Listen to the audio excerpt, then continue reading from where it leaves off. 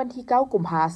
2026สหายพลโทวันทองกองมณีเลขาธิการศูนย์กลางพรรครัฐมนตรีกระทรวงป้องกันความสงบพร้อมด้วยคณะได้ลงติดตามสุกยูเวียงงานป้องกันชาติป้องกันความสงบให้เกการเลือกตั้งสมาชิกสภาแห่งชาติสุดที่10และสภาประชาชนคันแข่งสุดที่5อยู่เขงเวียงจันทน์ให้การต้อนรับโดยสหายภูธนูพิษใส่สมบัติกรรมการศูนย์กลางพรรคเลขาคณะบริหารงานพรรคเขงประธานคณะกรรมการเลือกตั้งเขงเวียงจันทน์พร้อมด้วยคณะนำของเขง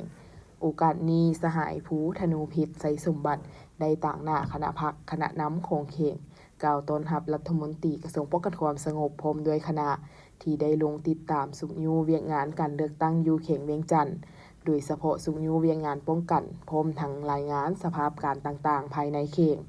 และบรรดาปรากฏการณ์โยโทต่างๆสหายพลโทวันทองกองมณีได้เน้นหนักให้คณะพรรคคณะนำเขงเพิ่มทวีการนำพาซีนำเพื่อเฮ็ดให้บันเลือกตั้งสมาชิกสภาในครั้งนี้บรรลุตามคาดหมายที่คณะกรรมการเลือกตั้งระดับชาติวางออกคือรับประกันให้ผู้มีสิทธิเลือกตั้งมาปนบัตรเลือกตั้งให้ครบถ้วนถูกต้องตามระเบียบการเลือกตั้งรับประกันการปนบัตรเลือกตั้งมีความโปร่งใสและสำลิดทันตามกำหนดเวลาร้อยส่วนร้อยและรับประกันความเป็นระเบียบเรียบร้อยความสงบปลอดภัยรอบด้าน